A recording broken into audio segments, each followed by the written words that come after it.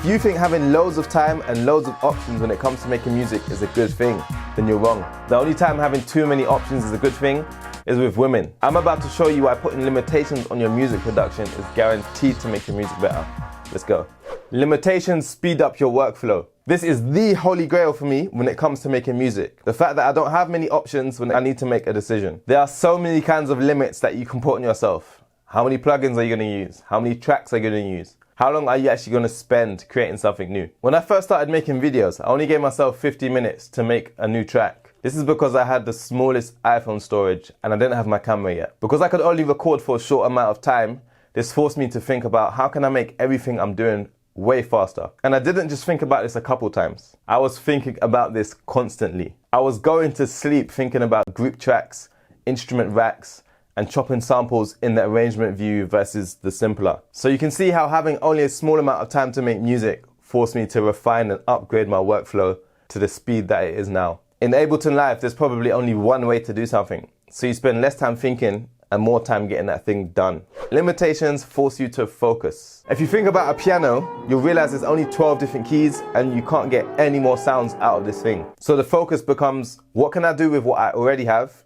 And how can I do it? Another perfect example is jazz musician Miles Davis. When you can play anything in jazz, what do you actually choose to play? Miles Davis eventually decided that you can say a lot more with less. And you can hear this all over his prolific album, Kind of Blue. At the end of the day, there's only one thing that really matters when you're producing music. What it sound like when it come out of those speakers. That's all that matters, right? But by putting some limits on your creativity, you'll always be focusing on the end product and the listener. I don't waste time searching for new plugins, and neither should you. If you use the plugins you already have, it's going to force you to learn your tools properly. I mean, we won an award for like best mix or something for that album, and it was all stock Logic plugins, stock Logic instruments. So, you know, you don't need fancy stuff to make tunes. It doesn't matter how shiny that new compressor plugin looks. If you don't know how to use it, you're losing. What if you could never own Echo Boy? Then you would literally make do with what you have already and you wouldn't die. Did you die? I got shot. But did you die?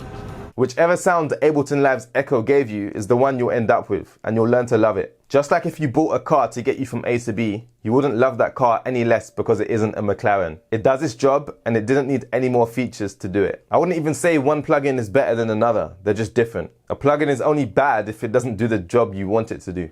Next, limitations make your ideas simpler. Simple is good because simple is easy to understand. Everything you start to do, you start to know it like the back of your hand. For example, the less tracks you have, the easier the music is to mix. The less sounds you have playing at the same time, the easier each one is to hear. One amazing melody is going to be way better than 5 mediocre ones. It's going to be hard for all your listeners to give you these crazy reactions if they don't understand what's going on in your music. And we all know one of the biggest reasons iPhone makes Apple so much money is because it's easy to use. Now, I'm a smart guy, but when my dad hands me his Samsung phone to help him, I'm lost. Now, another good thing about putting some limits on your creativity is you're going to save money. If you keep buying the latest gear, the latest plugins, the latest sample packs, the music production can get expensive real quick. There's such a thing as shiny object syndrome or gear lust, where you think you need this new thing, but you don't. You can put that money towards other things like marketing your releases or paying for music videos. Now, if I'm honest, not every DAW has every single thing you need in it. And I doubt any one of them is perfect. And that's a big reason why I think FL Studio is trash. What's the point if you still need to buy extra plugins? I'm talking need to. But since I got that Ableton Live suite, the only thing I need is more samples that are more personal to me. And that's just a quick Splice subscription for $9.99. Otherwise, all the instrument sounds and effects that it already has are more than enough. And now, just like me, you're gonna have extra money to put towards promoting your YouTube channel. I don't work for either of these companies, but they should pay me. Another reason why limitations can be so good, they make it easier to innovate. Again, that piano. Only 12 keys. But this is exactly what enabled the best composers to create masterpieces. They were inspired to go beyond the limitations of the instrument.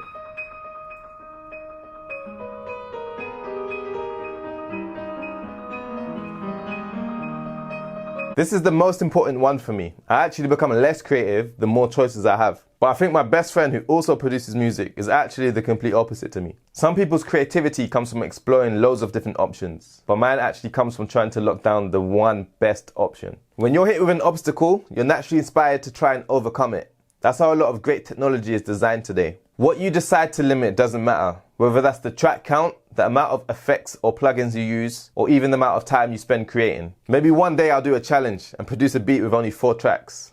Let me know if that's something you want to see in the comments below. A good comparison would be how dancers innovate beyond the limits of how joints and limbs can and cannot move. There's so many ways the human body cannot bend. I used to be a dancer myself, and I think that's a big inspiration for dancers to find new moves and combos that look cool. If you think about early Kanye West with an MPC, he didn't have every contact library of instruments. He just had the original song he was sampling and some drums.